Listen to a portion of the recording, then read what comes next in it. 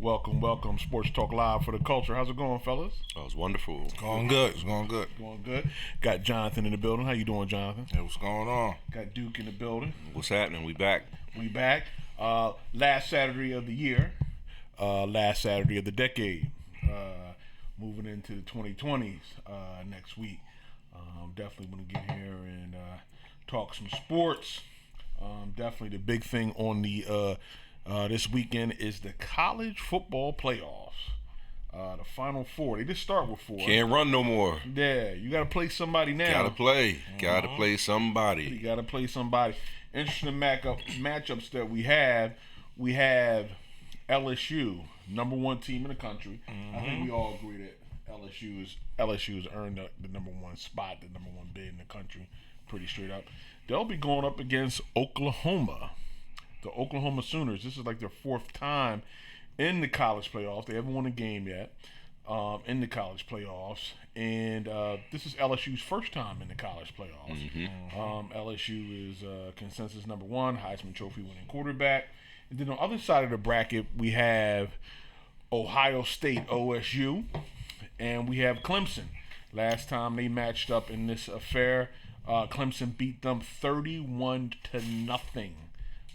Back in the day, and Urban Meyer made some changes on his staff and brought in their current head coach Day as offensive coordinator to try to change some things up, moving forward. Definitely. So when you looking at this matchup, and we'll get into the games pretty quickly, but you got the coaches here, and it usually comes down, all the drama and everything is around, the coaches and the quarterbacks. They're the people that got the record. So you look at Dabo Swinney for Clemson, who's been there. He's won a national championship. They ran away with Alabama in the past for the national championship. He's playing a no respect card because everybody for Clemson coming out the ACC. Their schedule just wasn't tough this year moving forward. And then you have Lincoln Riley, Oklahoma. He's like the offensive wizard, the offensive genius moving forward. Okay, yeah, he's the offensive forward, offensive genius moving forward. A lot of ties to him going to pro. Then you got Coach Orgeron, LSU. That's my boy right there. I think that's everybody's boy, right? Right there, yeah. And you got Day, who took over for Ohio State. They didn't miss a beat, smashed Michigan, and the beat goes on and on moving forward. Definitely, Orgeron and LSU, their head coach, is his first time in there, the prep and everything going through it. Moving forward, and when you're looking at these coaches, because there's a lot of talk about Lincoln Riley and that Dallas Cowboys job, but that's another talk for another time. Moving forward, he's the guy that kind of develops quarterbacks and changes his offense.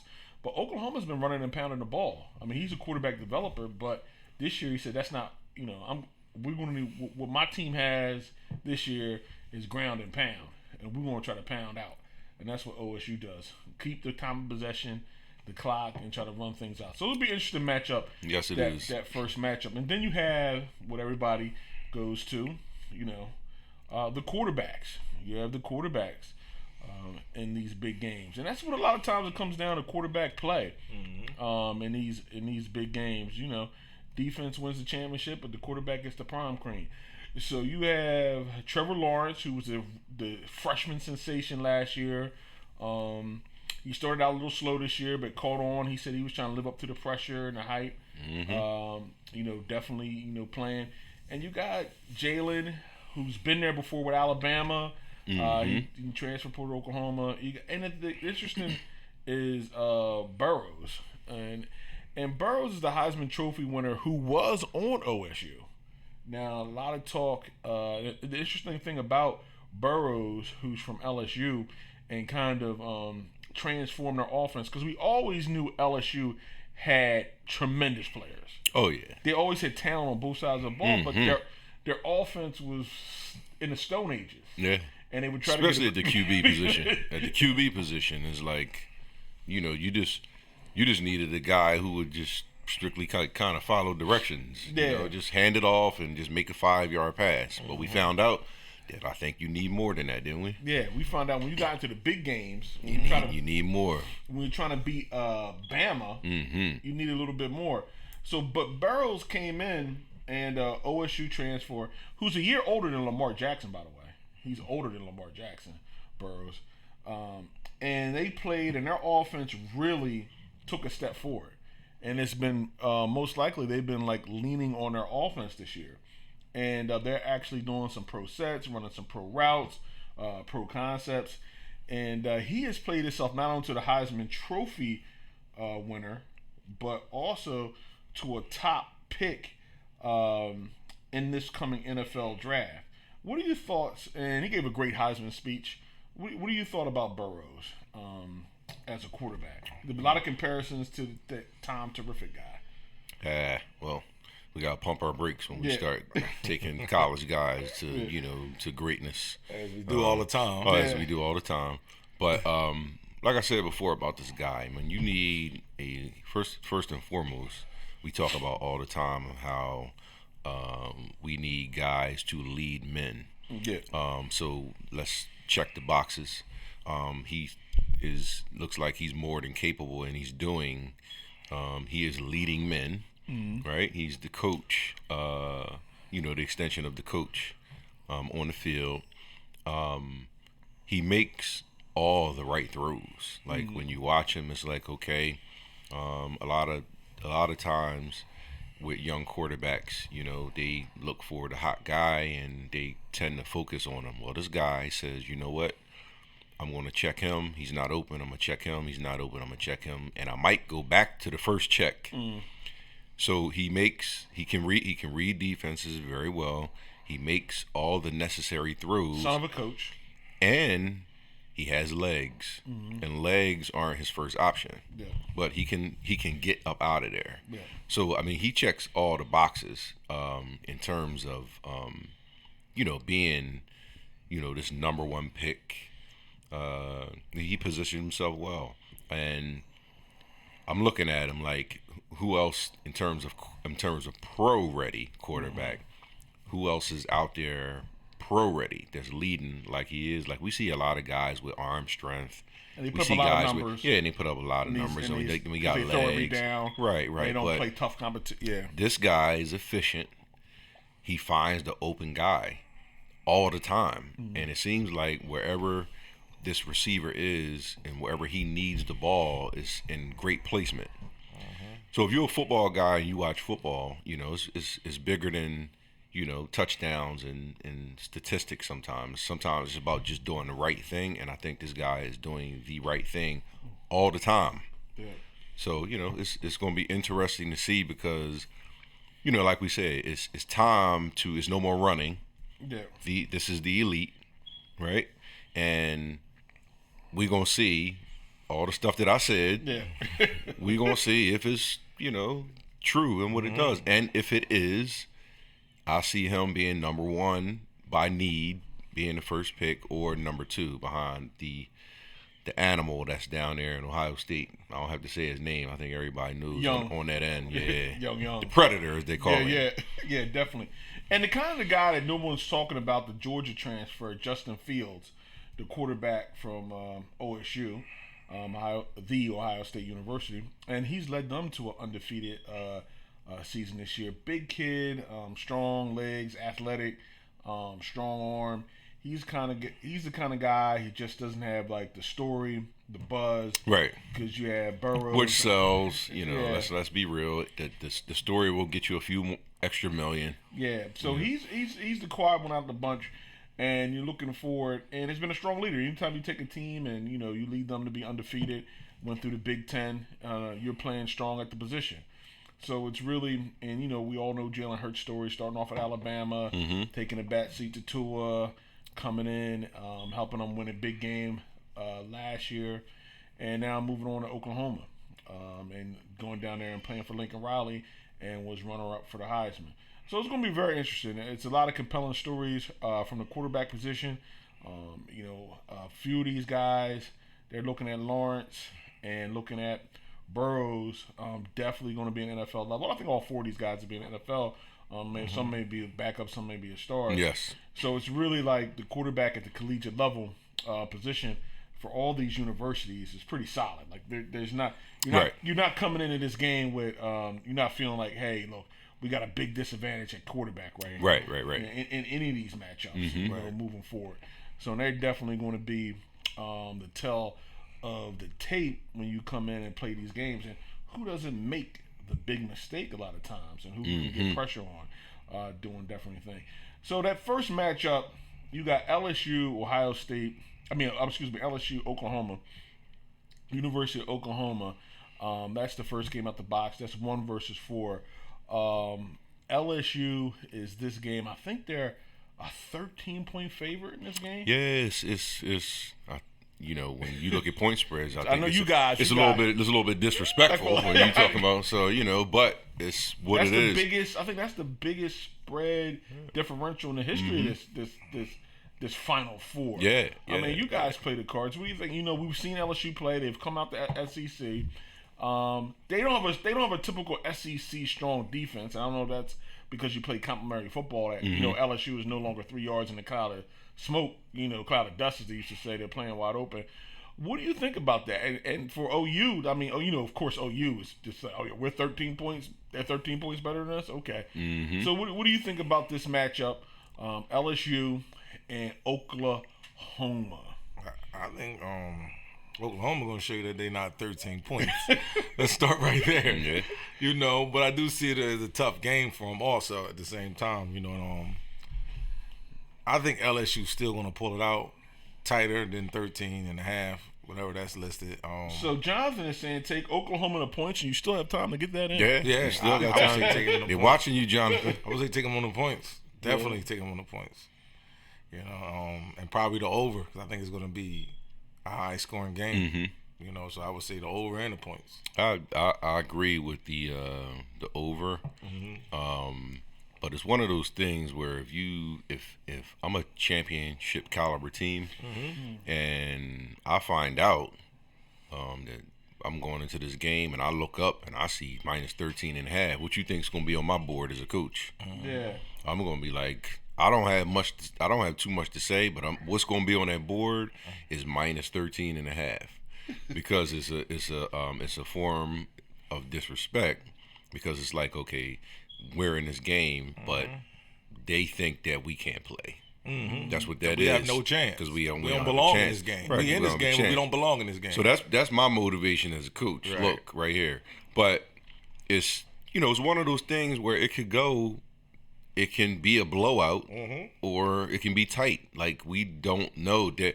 Like, LSU has shown us enough that everybody's in the way who tries to play against us. They showed us that. Now, on the flip side, Oklahoma has showed us that it's certain teams out here that can hang with you. So that's why the point spread is where it is. But as the motivational factor, I'm putting that 13 and a half, like I said, up on the board, and we're going to just show why we belong.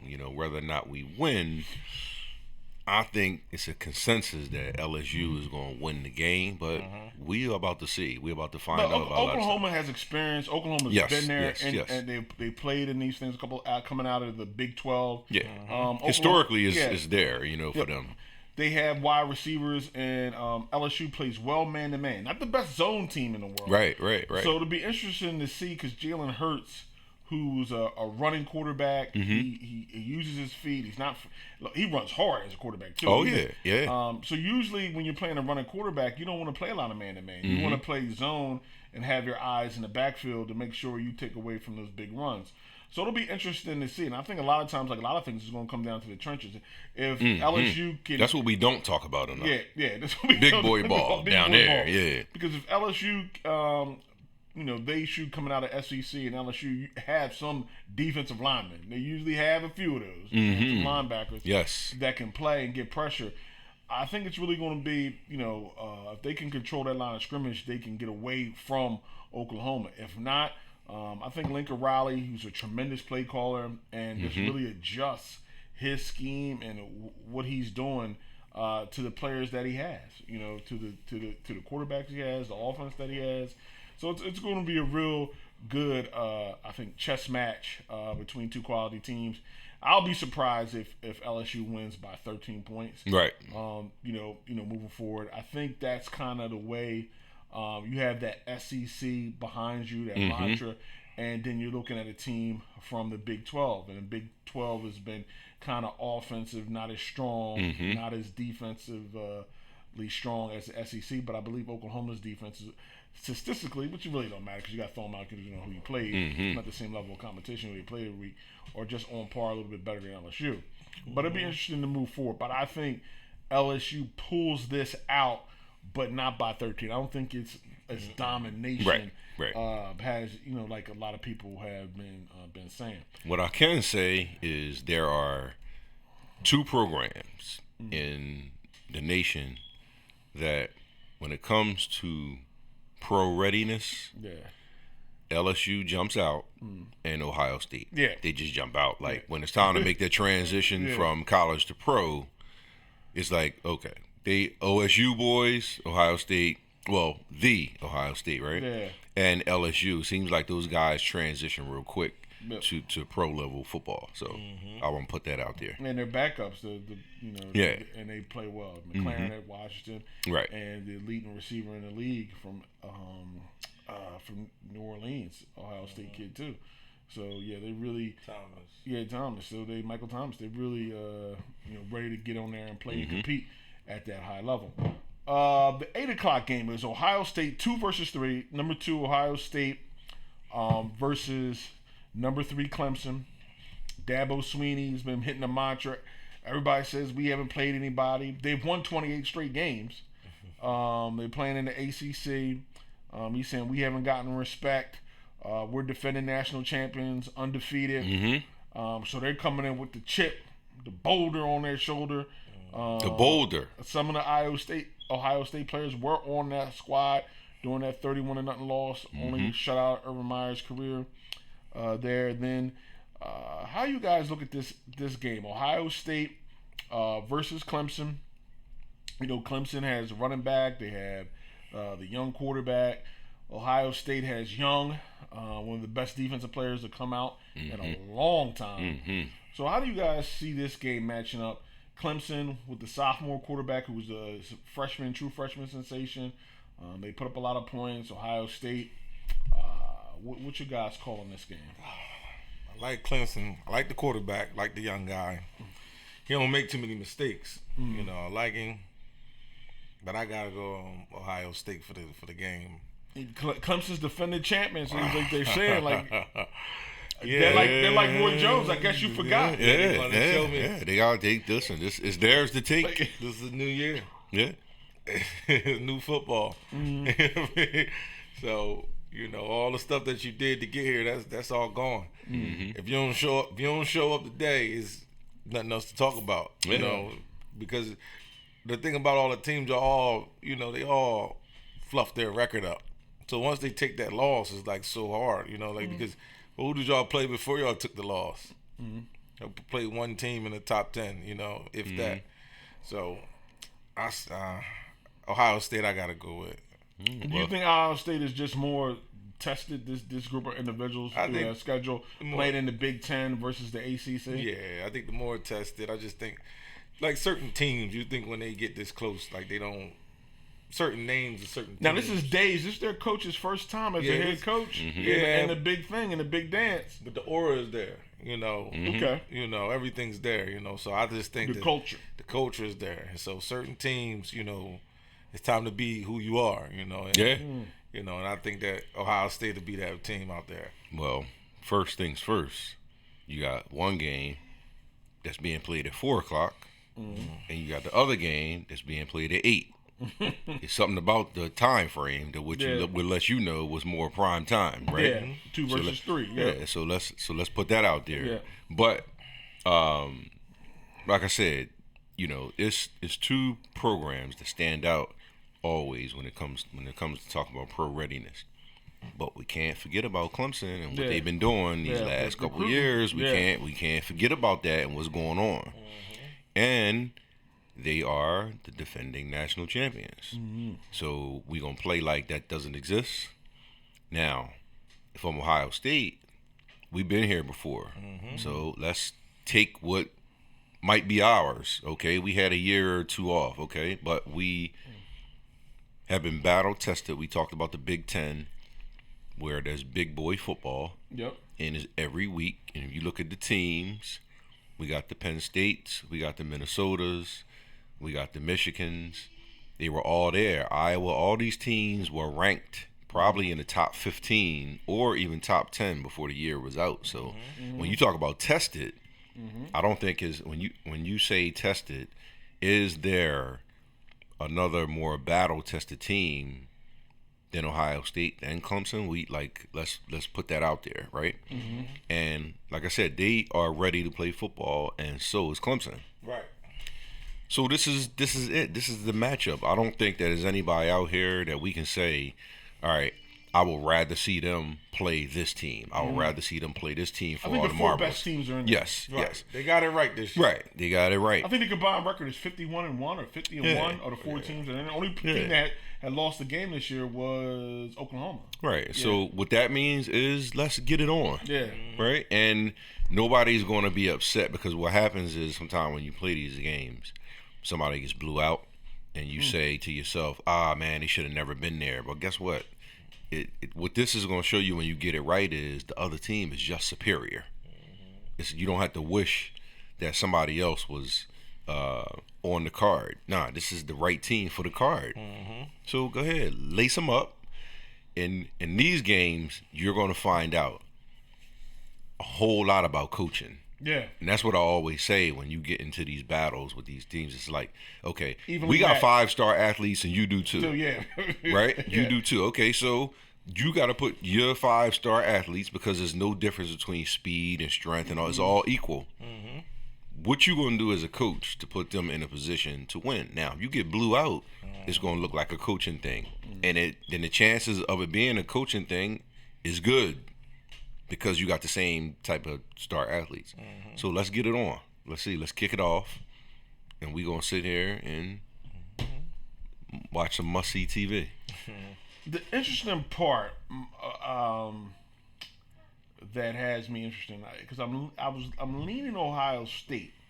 I'm just naturally, because of what they've been through as a hardened team, whatever. Well, you're a natural kind of guy, man. Yeah, but something is telling me in the gut. Something's whispered in the background. I'm going with the Paul. South Carolina. I'm going with the Paul. I'm going with the Something's Paul. telling me South Kakalaki. I'm going with the Paul. I'm going with Clemson in this game. Oh. I'm thinking LSU, Clemson in the Yeah. final. We can debate. That just tells me. I just got a feeling. I already got it already. Yeah. I got LSU, Clemson, and I got LSU. Okay.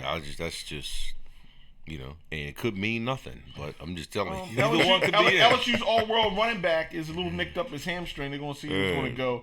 Oklahoma has a few suspensions. One of their defensive players is one of the key out of those suspensions. But it'll be interesting to go. But 4 o'clock, it kicks off. LSU, Oklahoma. And then 8 o'clock, Ohio State, Clemson. Get your popcorn all the way ready. Get it ready. I might even do Jiffy Pop for this. I might go old school. I'm going to microwave. I'm going to go for Jiffy Pop. Oh, you got the aluminum joint you sit on top of the stove, huh? Yeah. Shake it up. Pop, pop. This is going to be a goodie. Definitely. But I look forward to checking that out. Yes. Let's jump into the NFL, the National Football League. Week 17, the final week. There's still some playoff spots up there. As Jim Moore said, playoffs. Playoffs. We still got some playoff stuff jumping on. Let's take a look at the AFC. Here we go with the AFC. Okay, AFC clinched. We got Baltimore Ravens. They have AFC North Division and home field advantage throughout the playoffs. Houston has the AFC South Division. Kansas City has the AFC West Division. And the New England Patriots, perennial 11 times in a row, they have the AFC East Division. And the Buffalo Bills have grabbed one of those wild card spots. They've grabbed one of those. So we know we pretty much There's one spot left over there that they're fighting for, and let's take a look. Kansas City Chiefs. They can get that number 2 spot with a win and a New England loss.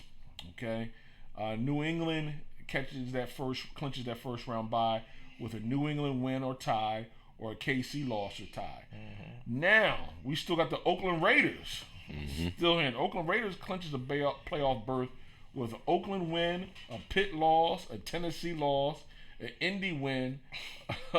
Oakland clinches strength of victory tiebreaker over Pitt. Oakland clinches strength of victory tiebreaker over Pitt if one of the following teams win or tie: Chicago, Detroit, Los Angeles, and or New England. So wow, a lot of stuff going there for your Pittsburgh Steelers to get in there, Duke. Or you got your fingers crossed. I'm gonna say one sentence, and this you can take it how you want it. You're only good as your quarterback. Yeah. So I don't know what you're gonna do with that. You're going into hostile territory. Well, who's not playing? Lamar's not playing, and somebody else is not playing. The running back's not playing. Once again, you're only good as your quarterback. Yeah. So we'll see. Yeah. Stay tuned.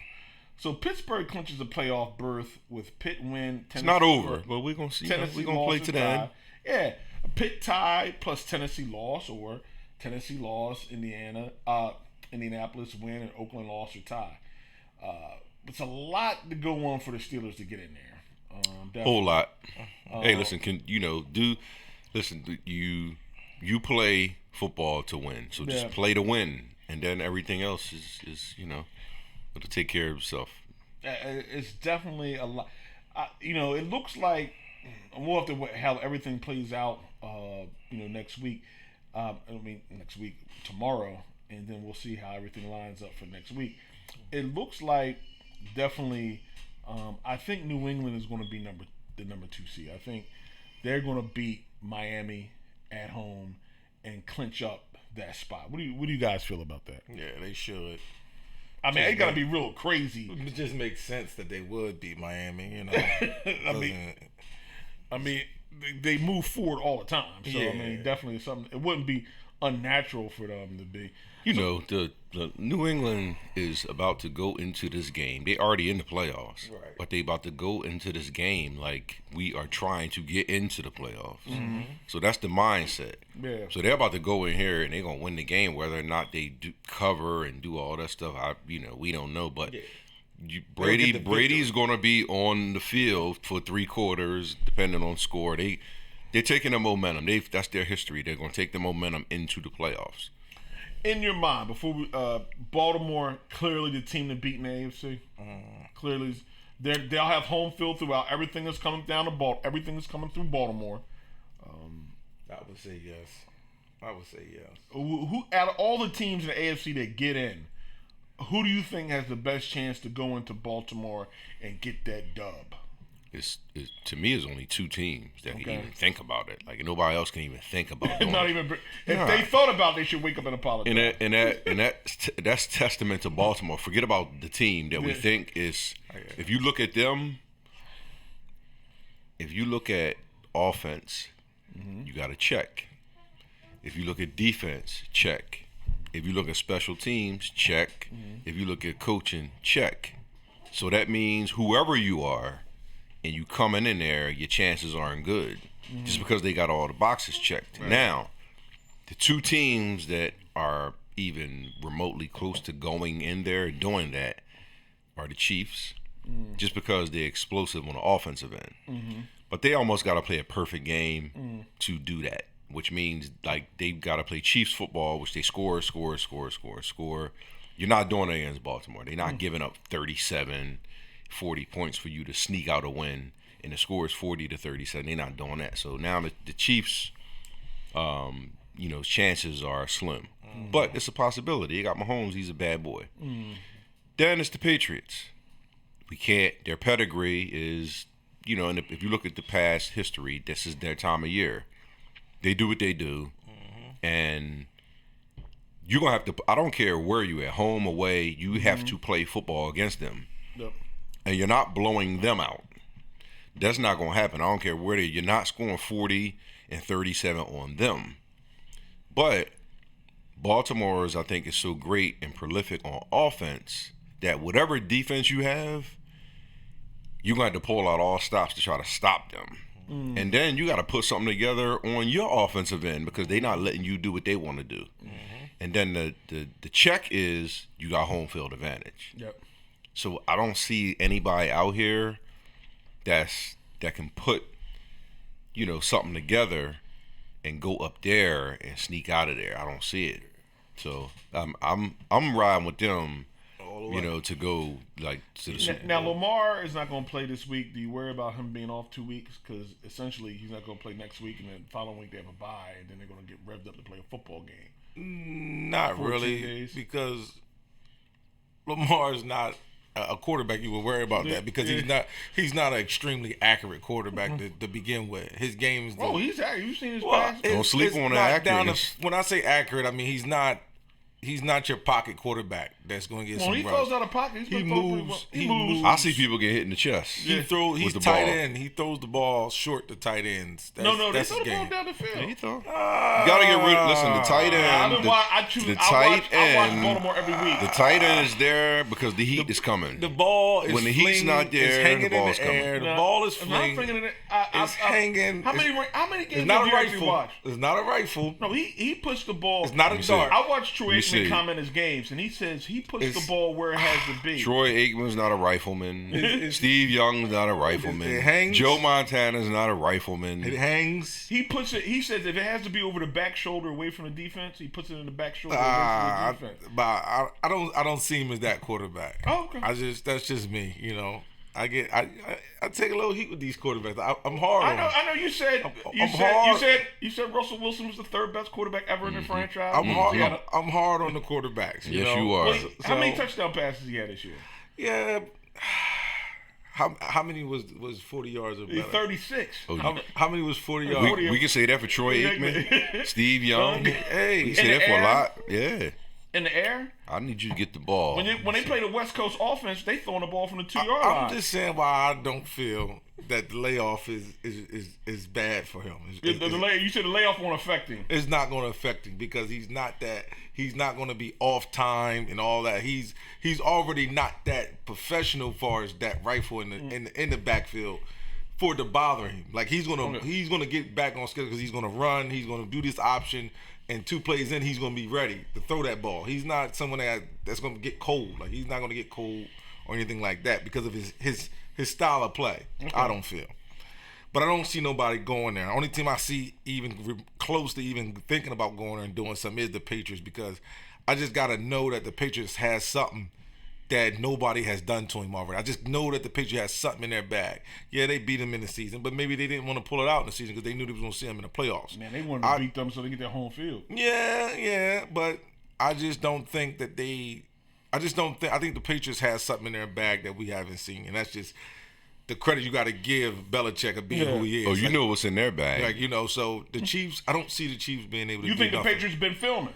Oh, they definitely been filming. Oh, yeah. They definitely been filming. Listen, they had a little kid there of somebody of the team family. Like somebody's son, the lineman's son had the camera out there. Like they had somebody filming. But yeah, I don't see the Chiefs doing anything because like you were saying, they're such a high-flying team. Playing a team like Baltimore is going to drain you because it's going to take you so long to get back on the field. Like normally you say, okay, keep the offense on the field, keep your defense on the field, keep your defense off the field. Right. When Mahomes gets back on the field, it's going to be like he's going to be sitting for 15 minutes. Oh, listen, ball control is big, man. Like, if your offense is not on the field, you can't score. And a quarterback like Mahomes, he needs that time behind that center. Like sitting that long of a time is going to be bad for him. And and then once he gets in, it's like, all right, let's try to make something happen. And now it's a 3 and out. Now you back off another 10 minutes. Yeah. So I don't see the Chiefs being able to do nothing with them. I see, if anybody can, I see the Patriots, but I'm still they're the team to go. That's just it over there. It's Chelsea. We got some shout outs. Oh, shout them out. We got Mr. Paul Simmons. What's up, brother? Thank you. What's going on, Paul? Joining 3HS alum. Michael Honnell, also 3HS alum. Mr. Sean Sims, 3HS alum. Cousin David Harper, what's up, brother? What's up, Dave? Taffy Homer. Mr. Gary Brackett, if the name sounds familiar, is Super Bowl champion. Okay. Gary Brackett, Indianapolis Colts. What's up, yes, brother? Definitely middle linebacker. Hey, with middle linebacker, 5'8". Yeah. When you come to the area, we need you. All right, I'm gonna just leave it like that. Rutgers Need alum, you, brother. right? Rutgers alum. Yeah, exactly. Rutgers alum. Kenny Troy, you need no introduction, brother. Kenny Troy. How you doing? All right, Mr. Andrew Richardson, another 3HS alum. Thanks for joining. Oh, definitely. Let's get into talk about. We talked about the AFC. Let's talk about the NFC. NFC playoff picture that we have here moving forward. And you take a look at the NFC. Well, we have the New Orleans Saints have clinched the South. The Green Bay Packers have clinched a playoff berth. Minnesota Vikings have clinched a playoff berth. The Packers have clinched. I think they've clinched the North. And the Minnesota Vikings, San Francisco 49ers, and the Seattle. All close. There's only one spot open, really. And that spot is between Dallas and Philadelphia. And we'll see how that hangs out with the Eagles winning that big game last week and just have to take care of the Giants, and they're in. They're winning in. So here it is. The Dallas Cowboys are 7-8 versus the 3-12 Washington Redskins, Redskins are sitting down players to make sure they get number 2. And they have to win, and Philly has to lose. The Green Bay Packers clinch a first-round bye with a Green Bay win or New Orleans loss, Green Bay tie, San Francisco loss, or Green Bay tie, New Orleans tie. Green Bay clinches home field advantage at MC throughout. Green Bay win, San Fran tie or loss, or Green Bay tie, San Francisco loss, and New Orleans loss or tie. Moving in for that scenario. New Orleans is kind of the reverse. They have to win, and they have to have Green Bay and San Fran. Well, they're going to lose out, and they can get home field advantage throughout. If New Orleans wins, Green Bay loss, or tie, San Francisco tie, or no New Orleans ties, Green Bay loses, and San Francisco loss. Philadelphia is in if they win. They just need to win or tie, or Dallas lose or tie, and they're in the dance. The 49ers clinch to win the title. They have to beat. Beat Seattle. Do you think they can beat Seattle? Oh, yes. What's your talk about them? You hear that conviction when you ask them I that? didn't see that. Kachamba, I mean, they've won some games. They've been a little shaky. We have our kicker. Oh, you have your kicker? Yeah. Kicker. And that's the rest of the scenarios, as you can see there. But I'm interested about that San Fran. They flexed the game to Sunday night. It's in Seattle. Seattle's brought back beast mode. He's back in the building. Beast mode. With the Skittles just for falling you, out. Jonathan. Just for you. Yeah, beast mode. Yeah, beast mode. So, what do you think? What's your San Francisco 49ers Seattle game? Yeah, let's start by I'm happy to see beast mode back on the field. Okay. If any player, if they want to play and they still got it, I think they should be out there. If they still can play. So, happy to see him back out there. But I don't want him to win. I still want my team to get the W, San Fran. Of course. I think we should get it, and you really think you're really confident you're going to go? I mean, Seattle's banged up a little bit. They lost some running backs. That's why they're bringing back beast mode. Well, I think we need it more than all the teams in the league. I think we need to be in this young team. I think we need everything to go through San Fran, in order to have our real bigger chance. With Green Bay, nobody wants to go through Lambeau, is the talk.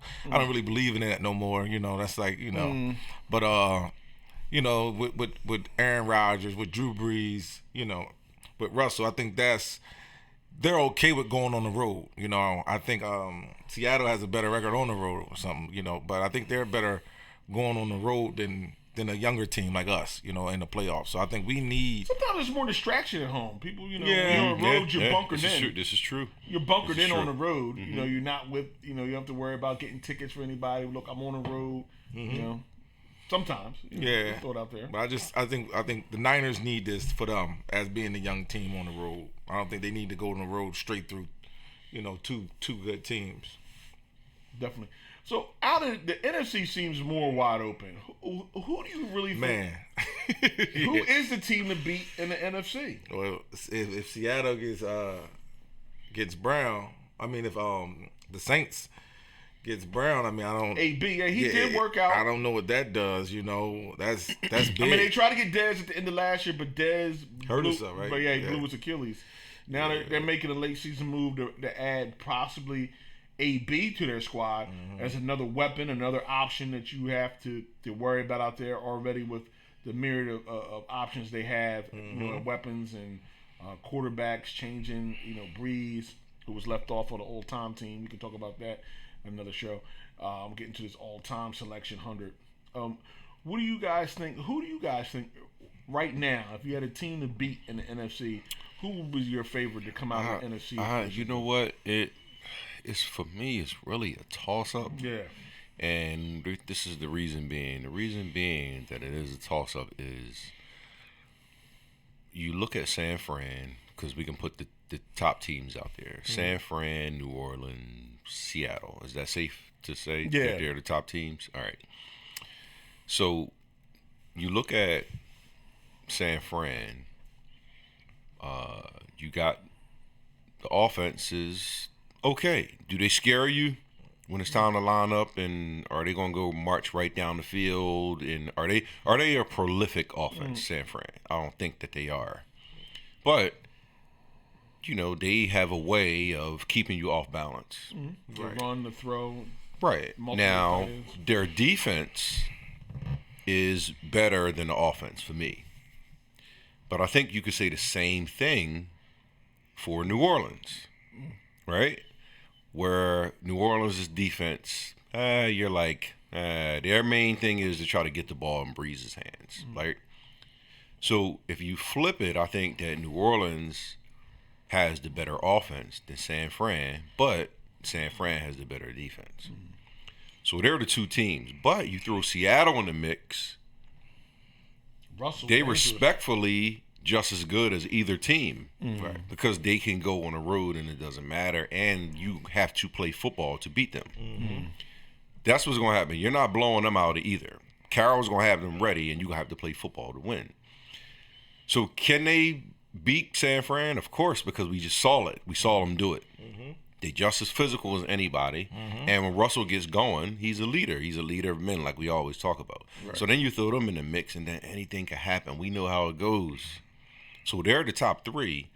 One team is very familiar with the other, which means Seattle and San Fran. Very familiar. And sometimes that's all you need to be is familiar. Yeah.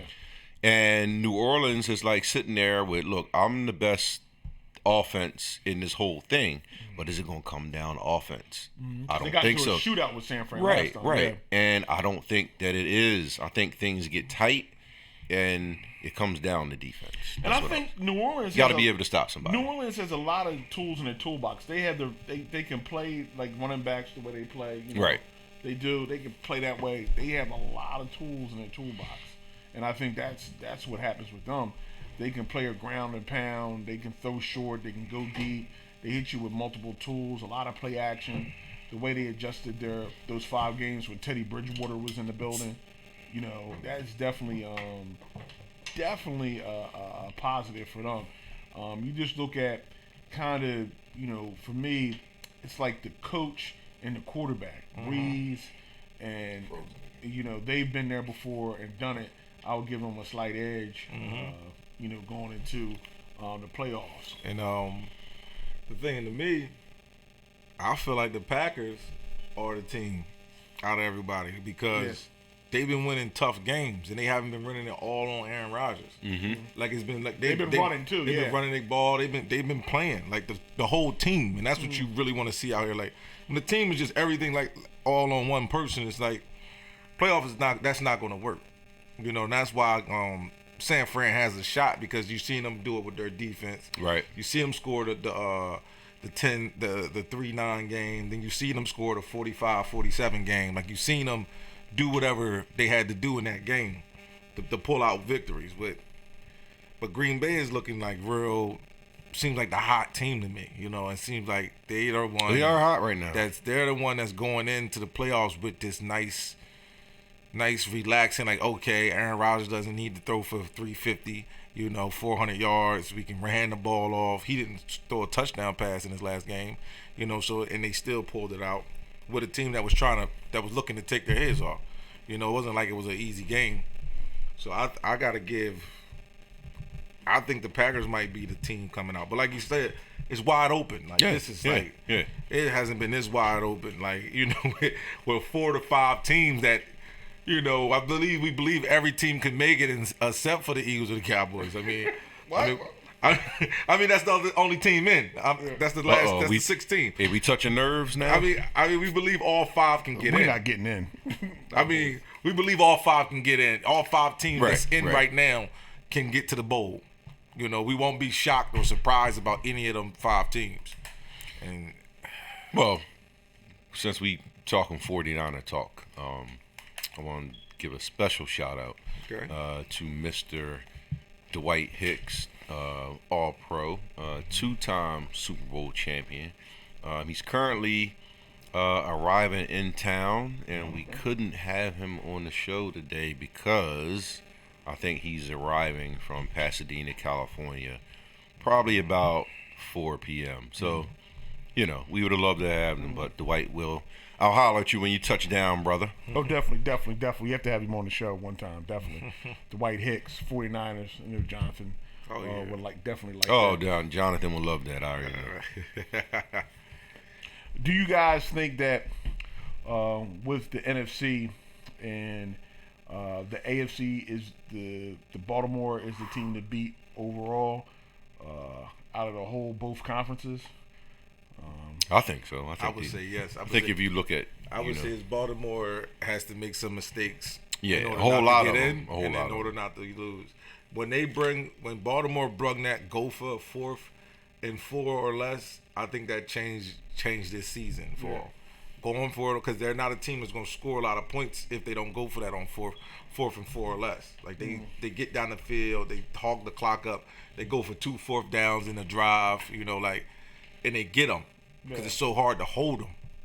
I think once they start doing that, that changed the game for them. And I think they always coming. They always coming. And they're going to stop you. You're not going, like I said before, you're not going to just do what you want to do to them on offense, and I think that's what gets them over. Because you gotta play football. You gotta stop them, and they're not going to let you. Like I said, they're not going to let you do what you want to do to them. And we got special teams, and we got good coaching over there. And they're going to do what they want to do to you. Yeah. Because they play. They're one of out of the 32 teams, and I keep saying it. They're one of the few that still play big boy football, and they are going to out physical you, and they're going to hit, and they're going to keep on coming, and you got to deal with it. That's the only thing. You have to deal with what they are doing. So that's what I think. That's why I think you give them the edge. I thought they said the read option wouldn't work in NFL. Man, he lie about a lot of stuff, man. Well, I mean, yeah, you're not gonna make a living on it. You throw it into him out now and then, but hey, I think Lamar's making a living off of it. Yeah, I mean that's what they said. A living means You more than sprinkle 1 it. You year. sprinkle a little bit. I don't think that you go out there and think that you're going to do that. You don't run it 1 every through play. 3 downs. Yeah, you're not going to. But you That's keep the them up. threat of it. The threat of it absolutely. is crazy. Absolutely. The threat of having a quarterback run is just like is just those whole new. You gotta wrench hit in the Lamar game. when he does that read option. Hit Lamar. Let the running back get 7 yards. I don't care. Hit Lamar. That's what you got to do. Every time Lamar goes to do that read option, make him pick grass out of him. Make him pick grass out of him every time. They gonna stop doing it. Yeah. That's 7 more hits a game that you can get on Lamar. Free hits. Yeah. They wouldn't be doing it. I'm telling you. There's no. Yeah, they wouldn't be doing it. That's 7 more hits a game. You can clean hits because his hands is still out. Well, when you're a runner, when you pretend to be a runner, they'll let you get more off. So just hit him. That's all you got to do. I want to know why is this so hard? These $1 million coaches, defensive coordinators, are not telling. You're not telling Bosa to just hit him, no matter what. Just put him on his. Well, they know if you're going to hit him, then they make the adjustment. And Yeah, is the hit worth giving up a 70-yarder? Yes. Come down to it? Oh, yes, okay. because All right. Lamar's going to burn you all night. Yeah, You're going to give it up that play, maybe 2 plays, but they're not going to run it no more. You still gonna do that when it's 1 minute and 20 left? No, you do it from the Okay. beginning. All right, now you training the brain now. They're not going to do it no more. Okay. If you hit Lamar and he start getting up slow, that play is out of the playbook. Okay. There's no way we risk Lamar being done. Well, we still waiting for somebody through 17 weeks. Well, see, that's the whole part of I it. see him going for. That's the whole part of it, because sometimes they option the defensive end, Mhm. sometimes they block the defensive end, sometimes they option the corner, they option the outside linebacker. Do you have to worry about the dive? You know, And it's just so hard with that black jersey and that black arm and that black ball. Like, it's confusing. Ah. Yes. It's invisible. But that's the hard part. Like, you throw so many different ways of running an option. The option isn't like basic. A lot of people don't think that way. It's not like a basic thing. The option is very difficult to defend. And I also think it is very, very hard to do, and that's why people run it. They brought it back, time and time again. So yeah, it definitely. We'll see how that works out in the NFL. So Baltimore is the #1 seed overall, we feel. And it's going to be interesting. We'll wrap up. We'll find out Sunday night where everybody positions. And then next week, we'll be talking playoffs. It's not for everybody, man. I mean, definitely not for everybody. It's definitely for not the faint of heart down there. You know, definitely it's going to be some big boy ball being for played the few, too. not the many. Yeah, definitely. Let's jump into the association, the National Basketball League. And Jonathan, I wanted, because you weren't here last week, No. and I want to get your take. I'm gonna throw up on the screen here the potential changes. NBA set out proposed changes. 78 a game regular season, mid-season tourney, $1 million potential prize per player. Play-in for the 7th and 8th seeds in each conference. A Final Four NBA playoff gets reseeded 1 through 4 regardless of conference. If passed, we would see West versus West or East versus East team in NBA Finals. What do you think about these proposed changes, Jonathan? Well, you heard the commissioner, the old commissioner, when they asked him what would be your best championship. He said Lakers versus Lakers. Well, he can get LA versus LA. Yeah. So that's the closest thing he's gonna get to Lakers versus Lakers. Once LeBron went over, it was like, now when you look, it's almost like how the NFL is now. You got maybe one team that can really challenge, coming out of the West, the East, I'm sorry. You got one team coming out of the East that can maybe challenge, maybe 2 teams coming out that can challenge, but it's still 5 teams on the West. So why not mix them up together and get West versus West? You see they got West, you put East versus East. Normally it's going to be a West versus the West. They say West versus, but the Eastern Conference is very strong this year. It's Yeah. not like Minus KD. I think it was needed. I think it been needed. I think the Lakers should have played Portland a couple years in the championship. I think the Lakers, should have played the Spurs in the championship a couple years. I think even Sacramento had a year, maybe 2-year run where the Sixers got in, the Nets got in, Indiana got in. Like it was teams that was just they had no chance against that side. So and Portland was a contender that could have beat the Lakers or the Spurs, and the Spurs could have beat the Lakers, or the Lakers could have beat the Spurs. So I think they should have been did this for more teams. But I think it's good. I think it's better. I think it's what it should be. Like it should be records. They need to change the NFL, whereas though Eagles and Cowboys shouldn't be allowed to get in with a bad record like that. Then you got people with 10 wins that can't get in. Yeah. I think they need to change that too, regardless of your conference. If your record is, well, if you win the division, you win your division. Yeah, they should change the division. That shouldn't matter. It should be your record. The same there. No, regardless of record, no division, none of that, no conference, right. whatever your record is, the top 6 teams should get in the playoffs. Yeah. That's why I feel They needed a shakeup. Like we said before. Like, what's wrong with the 2 best teams playing each other? We've seen in the past where the 2 best teams in the whole NBA are playing each other, and that's the best thing we're going to see. And then the team from the East or West goes to the championship and they sweep somebody, or win 4-1. Well, we already watched the championship. Yeah, that's what like. So that's how you look at this process that's happening. It's supposed to be a shakeup now because of this, and then the fact that you got players that just jump ship whenever they want to. Right. I think that this benefits that more than anything. You Because know what LeBron doesn't get to all those championships if this is out. He doesn't get to all those. Right. That Cleveland team does not go. They don't get there. Both Cleveland teams, I think. I think it benefits the league because players can do what they want.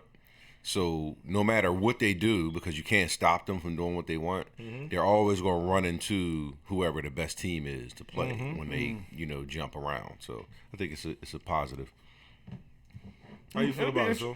It'll be interesting to see. Like, if you want to reseed it, and then it'll be interesting when you reseed it, and then the number one team matchup gets knocked off because the matchup's just not there. It'll be interesting to see. Because it'll be interesting to see. We want to reseed, and the reseed put the glamour teams against teams they don't match up well, like Orlando versus the Sixers. Damn. If something happens, then everybody's gonna be like, well, now we got. Those teams shouldn't have played each other. But it'll be interesting. Whoever you're going to win the championship, you got to play who you got to play. I mean, and I guess this is all about revenue. It's all about TVs, and it's all about ratings. Oh, yeah. And that's what it's about. It's not really about competitive. It's about what's the best format we can bring to television viewers, and that's what generates revenue. It's not about competitive. That's the whole thing. If somebody gets upset, they get upset. That's just the way it is. You run the seeds, and you play who you play. You got to have your A game. You know? I mean, if top 16 teams is how we doing it, or 32. And top 16. And then when they say reseed, that means if so you get to play 8th seed out west, upset somebody. That means now you the number 2. And what happens? Like you go play the 8th seed. No, we get the 8th seed. Oh, we going to the finals. Yeah. And the team in the West is like, wait a minute, why we gotta play the second best team from the other conference, and you get to play the 8th on our side. Yeah. So it's going to be interesting to see how it pans out. But I think a lot of it is just they're looking for just revenue. They're looking for something to bring to television. To generate, and they're gonna get it. I mean, they see March Madness is a big thing, so that's why they want to do a tournament. I don't know what the tournament really means. $1 million to these guys is like. Yeah, I really don't like the reseating part. That part, I like the best 16 in. I like it to be that record wise, and stack it the way it should be, the best 16, and stack it record wise that way. I really don't like the reseating part. Like that's the part that I really don't like. Like you said, it was a time Golden State I think beat well, you go back. Dallas. I think they beat Dallas. Dallas had the undefeated record. Yeah, when you go back, you had that Denver Nuggets team with Mutombo and Mahmoud Abdul-Rauf. Chris Jackson beat the Supersonics with Gary Payton and so hey, listen, it can happen. That's why they play the game. Yeah, absolutely. And, you're going to keep on playing. Now you're going to get the reseed and see what happens. It'll be interesting to see how they move forward. But most of this, but I think it's just more about how can they generate revenue through the television. That's what the key is. I don't want to jump into the Clippers because the Clippers said, look, we're not paying this. In case you forgot, on Christmas Day, they were trailing about 15 points to the Lakers and then turned it on and beat the Lakers again. They're 2-0 against the Lakers. Kuzma, the great dresser Kuzma, had the Lakers in. He had 19 points off the bench or whatever. The Clippers are just making a statement as, look, if you want to have all the wins during the regular season, but when it's time to play, we'll be here. We'll be ready to go. Did you get that vibe from the Clippers with their win on Christmas Day? Jonathan, you're a Laker fan, so you should, Yeah, I got that. LeBron was hurt. Let's get that out there. That's the first thing you're gonna put out there. Got a groin injury. Let's get that out there. You a Laker fan? LeBron was hurt. No, I just asked you a question. That's all I asked. I just asked you where you're a Laker fan. That has nothing to do with the man being hurt. Okay, all right. But yes, I am a Lakers fan. Okay.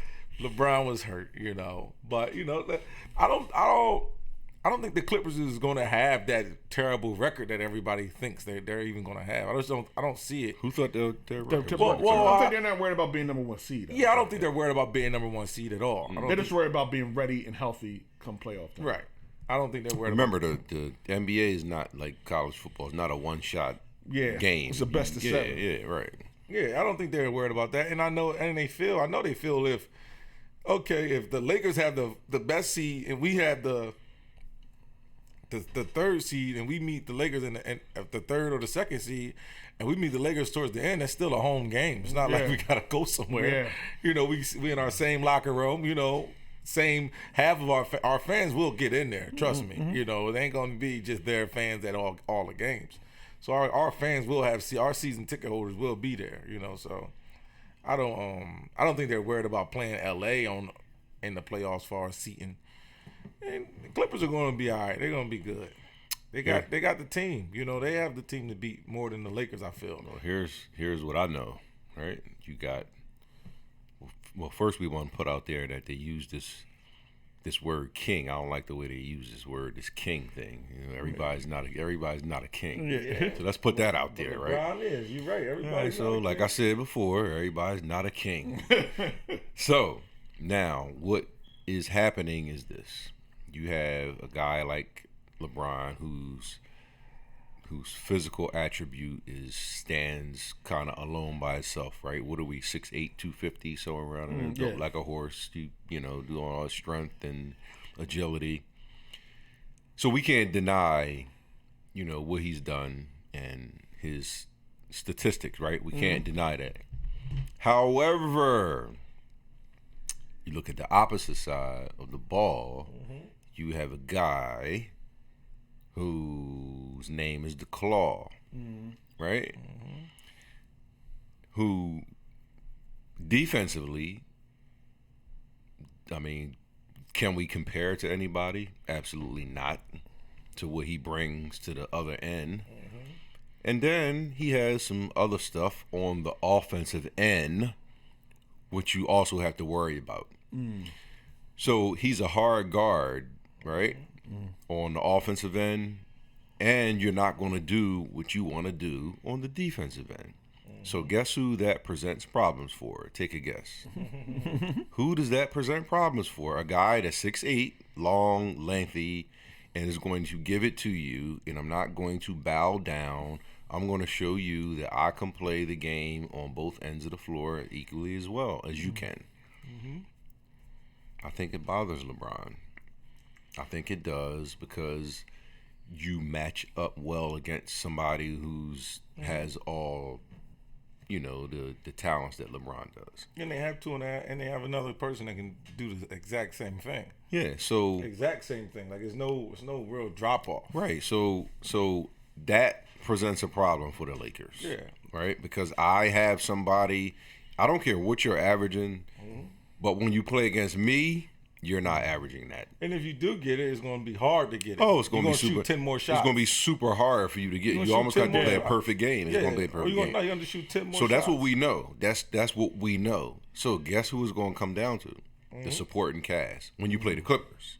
Right? That's what is going to happen. When you play the Clippers, LeBron is not just going to be just doing what he wants to do when he wants to do it, and you're going to have these astronomical numbers of 42, 10, and that's not happening against Kawhi. Yeah, it's going to take Anthony. Yeah, so that's where we run into it. That's where we run into, these problems. But it doesn't take anything away from LeBron. It's just that you got another guy that's on the other side that's a lot younger. And he can play basketball. That's not. Yeah, he wears New Balances. Do you think he cares? And he has cornrows down the back of his head. He doesn't care about whatever's going on with Hollywood.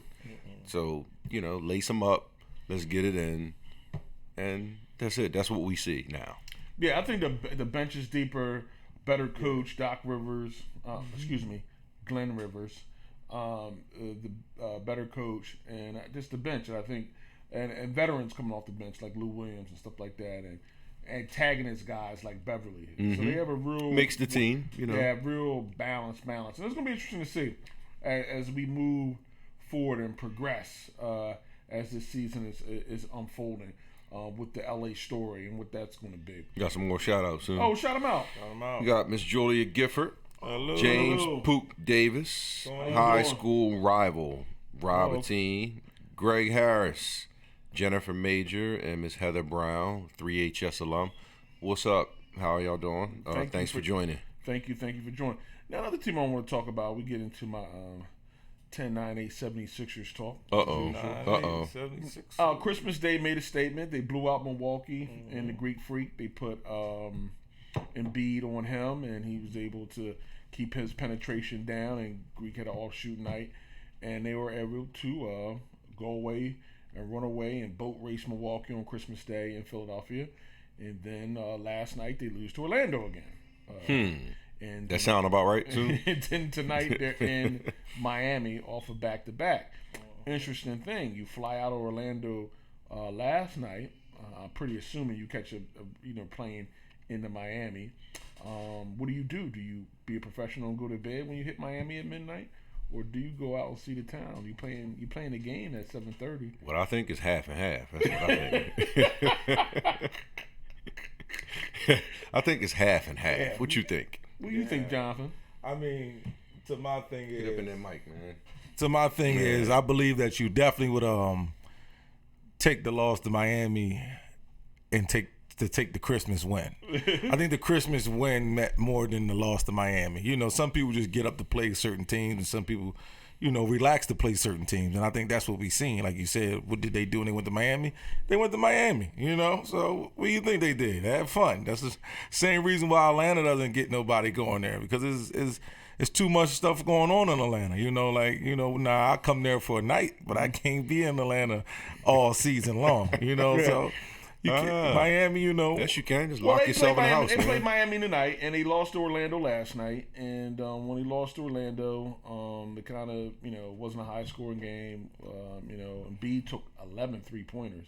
He hit 4 out of 10 in the last one, which is a Hail Mary, trying to, throw up to win the game. But it's going to be interesting to see because you lose these games, and that hurts you in your seeding. Correct. When it's all said and done. The games that mean that you should be winning. The games you need you to count it off already. You would want everything to come through Philly. Right. Like, you don't want to have that game 7 again on somebody else's rim bouncing around. You would want that, to come through Philadelphia. And if you don't get on pace and take these games that you feel you should win, but if for some reason they have struggles in Orlando, that's your second loss in Orlando this year. I think Embiid is taking that being like the fourth best big man. I think he's taking that kind of serious right now. So I think with Anthony Davis was already Anthony Davis, but with him coming to LA now, everybody starts to look at him different. But he was always that guy. Even, over at the Pelicans. But when they got Anthony Davis and then you got the Joker, and then everybody saying, Agatumbo, he wants to be the best. He's the one that shows that he's the greatest. And B just shows that he wants to be good and all that stuff. I think that gets to him. So I think that's why he put his shoes on the other night and he said, look, y'all going to see that I want to be the best. And I think that's going to come playoff time. I think he's going to show up. Now if he's hurt and he can't go, that's something different. But I think if he's 100%, I think the game, I don't think you would have to rely on, I don't think the talk would be Ben got to hit a 3. I just don't think that would be the talk. Well, that's not happening. That's the talk because, but once Embiid does what he does, I don't think that would be the conversation. It would be okay, Ben still gets 20, he gets 10 assists, he gets 9 rebounds, he plays great defense. Ben's going to be Jason Kidd. He's going to play great defense. And I think, Jason Kidd. And I think that we won't be worried about the 3-point shot that he's missing because of what Embiid is going to put on that court, once I think the other guy hits. has to be Tobias. Tobias definitely has to Tobias has to score up. You have to have your scores, especially if the game gets boggled down to a half-court game. You need guys that can score in the half-court, definitely on the squad. That's not your other star player, max player. Strong points is transition, defense, rebounding, and passing. So you have a lot of things there, moving forward. But I think the team's focus at one point, we got 30-plus games in. I think you got to get into that focus and that mindset night in and night out that we're coming here to win and we got to win these games and start stacking up wins against teams that you should come away with a W that you're favored against because you said you could playoff time. We're going to turn it on, but I don't think a young team can actually turn it on during playoff time. Not at all. You have to have that mindset built and that grind in you. Like we're grinding. We're winning out. We want home field advantage, and every week, every night we're going to come in here and do what we need to do. And we're not worrying about what's going on in Miami. Yeah, we're going to bed at night. We're going to bed at night. Yeah, the heck with that. I'm here on a business trip. I got all summer to come to Miami. All summer. And you can gain 25 in the summer and get it back later. Yeah. So, I mean, that's what I see from the Philadelphia 76ers. I think they're coming together. They're gelling. That core five has played together for a while, but it's still like you see these hiccups when you lose to the Washington Wizards, you lose to Orlando on the road. Like you're going to be on some tough environments come playoffs on the road, and you're going to have to. You want to stick some playoff games on the road, especially if you're going to come in the third or fourth seed. You know what I mean? At one point, you're going to have to be able to go on the road and get a dub. So it'll be interesting as they keep. We'll see where we are at All-Star break, but I think beneficial for the Philadelphia 76ers is definitely winning some of these games that they're dropping to make sure that they're up in the upper echelon of the playoff seeding, and that's going to be important moving forward. The other big announcement was the fight has been set. The rematch. The quick rematch. The quick rematch. He's like, I'm getting in here quick. I'm knocking him out. To make way for next year to fight, I guess, the kid from England. But this was interesting because I thought Tyson Fury won the last fight. At least won 10 out of 12 rounds, and then he got knocked out, but then got up. He rose from the ashes from the Phoenix last time. And they're going to fight, February 22nd? Yeah, they're going to fight definitely the rematch, heavyweight contender. Pay-per-view. This a little less than 2 months, man. Yeah, this is a anticipated rematch. Wilder won his last rematch, knocked out King Kong, caught him with the big right hand. So I'll be assuming he'll be trying to catch Tyson Fury with the right hand. But Tyson Fury's awkward, long, lean, taller. Gave him a whole lot of problems the last time they fought. He gave him a whole lot of problems. So Jonathan, what's your early take on this rematch between Wilder and Fury? Wilder knockout. It's gonna be Wilder knockout. Yeah. I love Fury though. I love his animal. He don't care. He let you know he's a drunk. He drink beer. He let you know he don't gotta come in shape to still beat you up. So I like Fury a lot, but his one to win was the last one. I think age always helps and hurts, so I think that age is going to help Wilder a little bit more because he's getting older, but he's still in his prime age of getting older, and Fury I think is on his way out as far as getting older. So I think it's going to be a Wilder knockout, but if it goes to cards, it's going to go to Tyson. He's going to outbox him like he did the last fight. And you think like most of Wilder's fights, it doesn't seem like he wins on the scorecards because of the activity, the boxing, and I think Fury was different because Fury's actually taller and longer than him. Yeah, he actually brings it, and he's gonna let his hands go. Yeah. It's like Wilder is disconnected from the fight until he wants to knock you out. And that's what we seen in the last fight. He was like disconnected from him and King Kong's fight. Like he wasn't in it. He probably threw 7 punches before the knockout. Every round, he probably threw 3 or 4 punches. Yeah, he wasn't really the jab. He wasn't setting the jab. He wasn't jabbing. He wasn't doing. Yeah, he wasn't doing anything. It's like he's disconnected. Like he's thinking about something else. Like not even in the ring. I mean, how many times can you go? I guess if you got the big right hand, how many times you can go to the well and get away with that? Yeah, because he almost didn't get away with it with Fury. Yeah, Fury. Yeah, he almost. And even when he landed it, I still don't think that was enough to even overturn that whole fight. Yeah. I think he was too far down on the cards. Yeah, and like the champ gets the benefit of the doubt when you're looking into these different fights. But it's interesting to see because that fight, I still thought Fury had won the fight, and he got a draw. So when he got the draw, you would think, okay, that was a fight that Fury won because he got a decision draw Right, against the champ. And we'll see, coming up. Even though Fury's the real champ. Yeah, linear. He's a linear champ. Yeah, he got the belts took from him because he got high. Yeah. Nobody beat him. Yeah. Nobody beat him. Which counts. It counts. It counts. But nobody beat me. Yeah, he's still a linear champ. And do you think but is Wilder progressive boxing? Is his one punch knockout ability, do you think that has regressed his ability to develop, Oh, tremendous. Because now he doesn't even... You've seen it in the last fight. Before, he would at least pump that jab out a couple times. You've seen it in the last fight. He didn't even throw a punch until I said, okay, I'm going to knock him out. Then he throws the right hand and knocks him out. Like, I don't think that he can do that with Fury. I think Fury's going to be too much over on top of him. I think Fury's dumb feints gave Wilder a real problem in that first fight. Tyson Fury fainting, letting them hands go. And that's what... And then just making him miss all night. Like I really don't think Tyson Fury can make him miss all night being in Wilder's face the way he was that first fight. So I gotta go with Wilder catching him. I gotta go with Wilder catching him and the fight being over. Again? Yeah, I gotta go with that because it was so many times Wilder just missed him in that first fight. Like just missed him. I don't think that's going to happen. You don't have that much luck. Like, it was almost like luck ducking. Like, because you just, it was just like, man, and the way he was ducking and he's an awkward guy, and this is the second time he's fighting him. So. Yeah. So basically, what you're saying is you might as well get paid for getting knocked out. Yeah, I think he's going to get knocked out. But I think it's going to be a good fight. I think you're going to see Wilder get punched a lot. He's going to get hit a lot. The most he's got hit in a while, since him.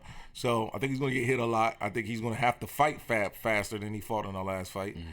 And I think that's what's going to make a good fight. But I think Wilder's still going to land that punch because he showed that he has that power late in the fight, 11th round, 10th round. He has 10th round, 11th round knockouts.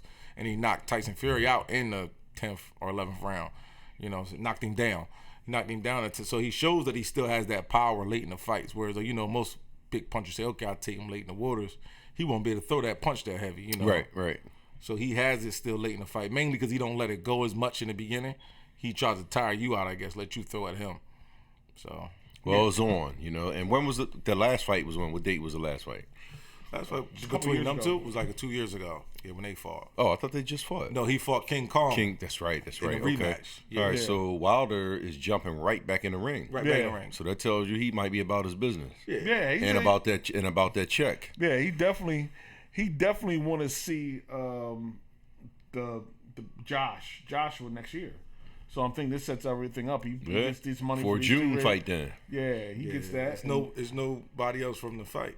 Yeah, I mean, who else is up there for that fight to take? Wilder took the two big fights. Wilder took King Kong and Fury. So now that if I get rid of those two, there's nobody else to fight but me and you. They were the four fighters in that weight class. Yeah. So I mean, and I think that's going to be the fight, and that's probably going to happen sometime. When do you think?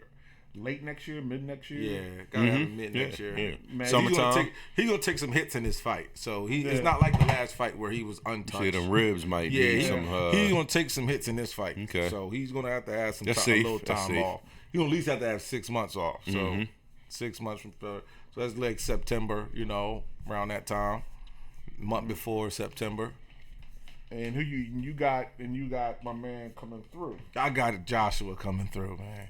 And I think that knockout actually helped Joshua as much as it hurt, much as it hurt him as far as the Fury fight.